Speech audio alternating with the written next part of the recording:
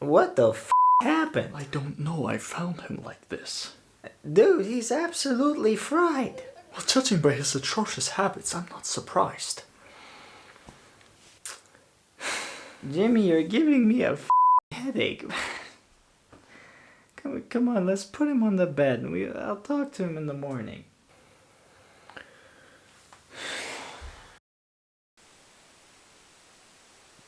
Once upon a time, on my way to work, I did something quite awful. In the middle of the morning, as I was riding my bicycle, I was looking at this empty road in front of me. The sun was peeking over the horizon, just like in a painting. It added warmth to the cool temperatures left by the sky.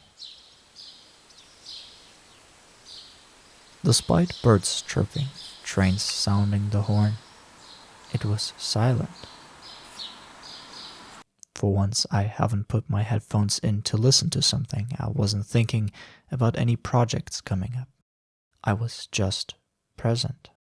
Awful, truly, for I have wasted 15 minutes of my life living. I could have used this valuable time to do something while riding my bike, something while eating, something while heating up the toilet seat with my thighs. It's awful, truly, for I am not doing anything. Nothing at all. I want to ask you, the viewer, whether the following experience is familiar to you.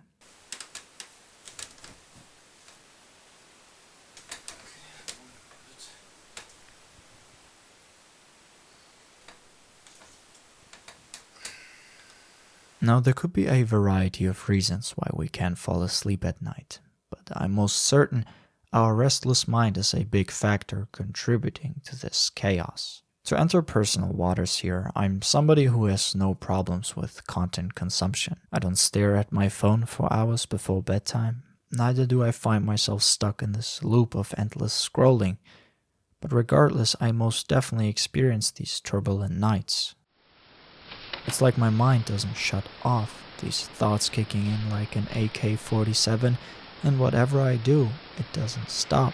I always find it fascinating when you go on the internet. You are bound to find somebody who will take a shot at your bad habit revolving around your phone usage, which is undeniably a big problem in today's world. Although where it gets interesting is what follows shortly after. You could replace doing this with that activity, reading a book, writing, painting, making money, working on project A, B, and C, building, crafting, running, lifting. There seems to be always something that you could do, but never nothing. Because nothing is a waste of time. Yet funny enough, I do all these things mentioned above, and I am still suffering. So, what's the problem? Hey, Jimmy, you want some to eat?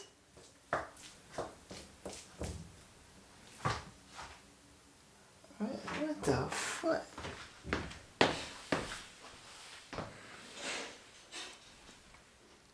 Hey! Huh?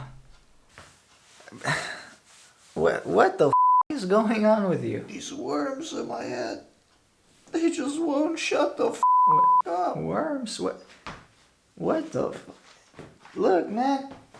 You get... Look, here, drink some water.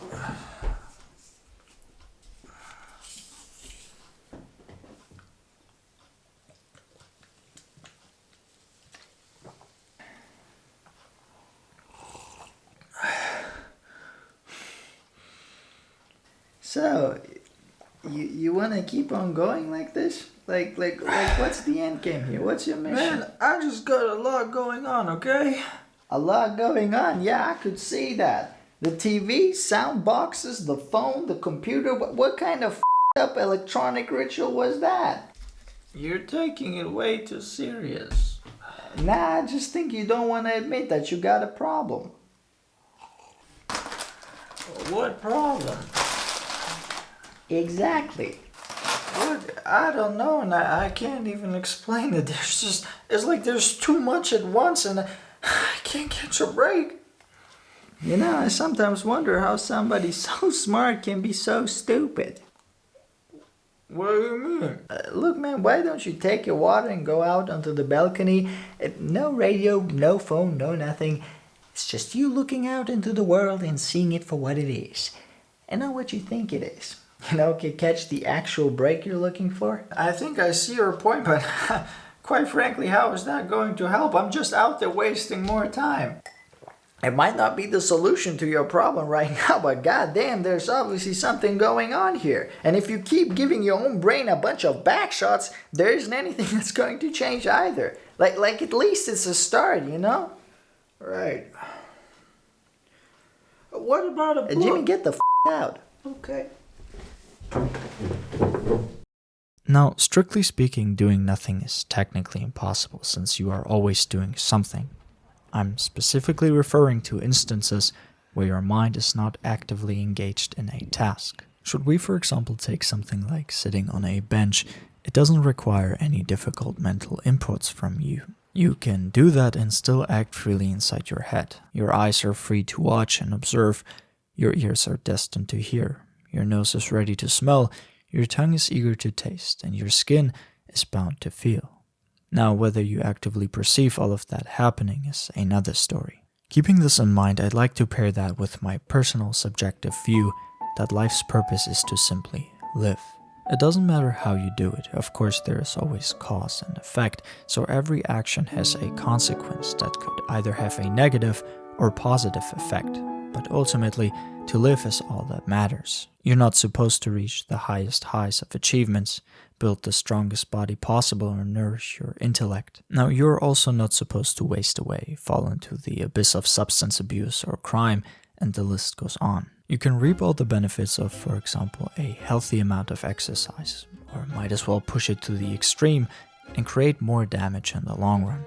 The outcome doesn't matter. What's important is that you are allowed to experience life. With that in mind, going back to my example with sitting on a bench, you are no longer forced by this external idea of purpose to be or do something, and only feel validated if you are or do something. Of all things, I want to specifically focus here on the pressure of outcome.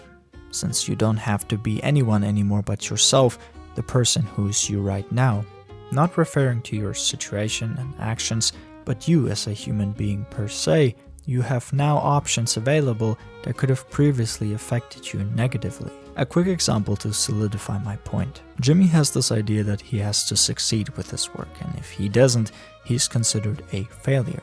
Inside his head, it is his purpose to be this successful person, and only when he becomes said successful person is he enough. Now, if Jimmy throws out this idea that he has to be anyone to feel a sense of validation, he can now act more according to his own will. He can still do X thing and try his very best, potentially enter extreme levels of obsession, but the outcome simply doesn't matter. He is no longer the object of a result, no longer a puppet pulled by the strings of an idea.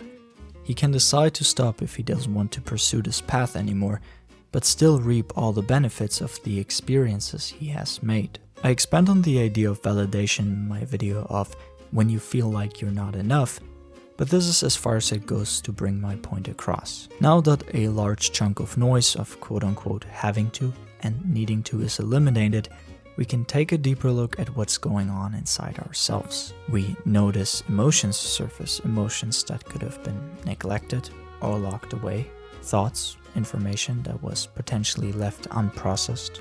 We have the time to do that right now rather than in bed where it all happens involuntarily, because that is the only time in the day where we are not doing anything. I always find this idea of filling your life to the brim with quote-unquote good, or for lack of a better word, productive activities, a little silly. Just because you're reading for 2 hours instead of scrolling doesn't change the fact that your mind is occupied.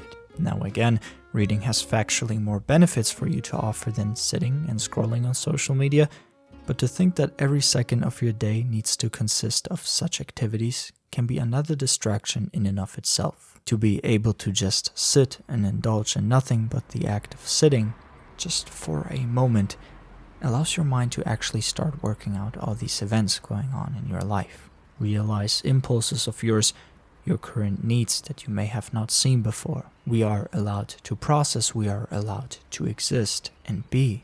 We are allowed to live and perceive all these things going on around us. In case we're dealing with an obstacle or now a way, We might not find a solution in that very moment, but at least we are actively engaging or acknowledging the fact that there is a problem, that the problem is impacting our lives negatively, so maybe we should do something about it. You do not turn a blind eye to yourself anymore, neither do you shut it all off, for example through substance abuse, social media, or even work. I'm often faced with the issue of example. I'm invited to drink coffee. My head simultaneously, the same moment I receive the invitation, goes into scheduling drinking coffee around work or mandatory tasks, and not the other way around. Living is no more important, but progressing is. I turn into this machine and wonder why I can't come to rest, why I can't seem to be able to experience life. So the way it works,